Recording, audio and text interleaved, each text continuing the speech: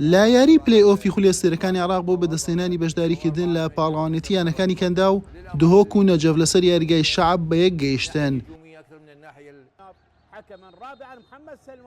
لا نیوە یەکەم ئاستی هەردوو تیب لە یەکۆ نزیک بوو. ئەمە یەکەم هەڕەشەی ڕاستەقینە بوو لە یاریەکە بۆ سەر گۆڵی دهۆک لە ڕێگای دۆمەنیک مێندیەوە. محەممەد ساڵحی گۆڵپارێز دووری خستەوە لە خولەکی 37. زولفەقار یونس بربەستی یەکسانی شکاند و هەڵۆکانی چیاکانی با گۆڵ یەکەم پێشخست.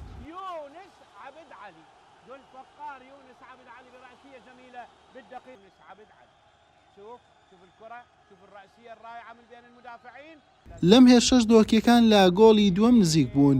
سەر هەنگ موحسین و بەرگری کارەکانی ڕێگر بوون. لا نیوەی دۆم لەگەڵەوەی ئاسکەکانی نەجەف پێویستیان بە گۆڵ بوو، بەڵام هەڵۆکانی چیاکان باشتر دەبیندران و هەوڵی گۆڵی دووەم و ئاسوودەییان دەدا. لە دووە ساتەکان سەر هەنگ موحسینی گۆڵپارێز نەبووایە، دهۆک بە گۆڵێکی دیکەش دەگەیشت.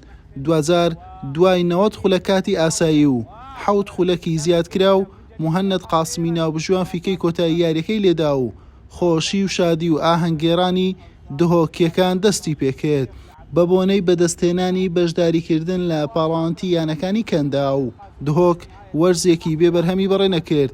دوای شۆڕتەی پاڵەوانکەوە بەشداری خولی بجاردەی پاڵەوانەکانی ئاسیا دەکات و قووەت جەویێش بە پلەی دووەم بەشداری خولی دووی پاڵەوانەکانی ئاسیا دەکات.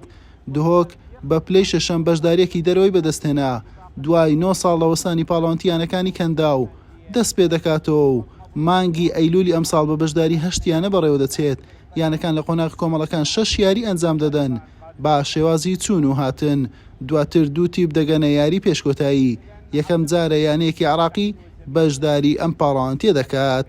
حوسێن محەممەد، کەناڵی پێام.